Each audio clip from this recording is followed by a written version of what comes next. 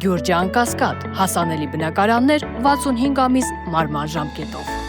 Ձեռնախմբից մարդիկ մտան ներս, ովքեր էին կանչել։ Սոցիալնախարարությունից կարծում եմ փոխնախարարը Տիկին Ժամակոչյանն է, որտեղ առիթ ենք ունեցի երկու անգամ իրենց հետ հանդիպել։ Իհարկե անացյունք, այս դեպքում էլ իհարկե մեծ իլյուզիաներ չեմ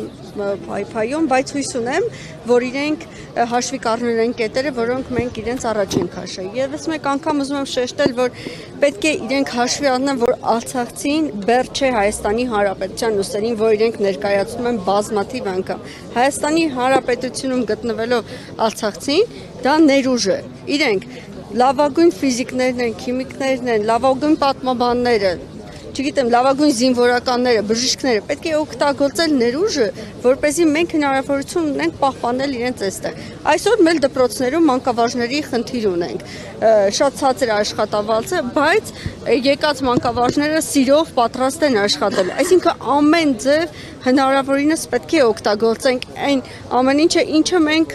իրենց առաջ ենք հաշում։ Նայեք, այս բնակարանային խնդիրը փորձում են ներկայացնել, որ դա գումարի կռիվ է, ոչ, դա գումարի կռիվ չի, դա կեցության գոյատևելու կռիվ է։ Ես օրինակները շատ բազմից եմ բերել։ Եթե մի տանը ապրում է մի պապիկ, ում որդին այրվել է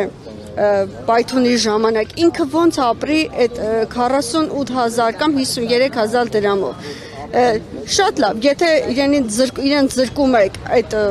գումարներից, խնդրում եմ սոցիալնախարարությունը հաշվի առնի եւ պահի այնքան ժամանակ, մինչեւ որ ինքը կարողանա այդ ծախսերը հոգալ։ Այսպիսի խնդիրները շատ են։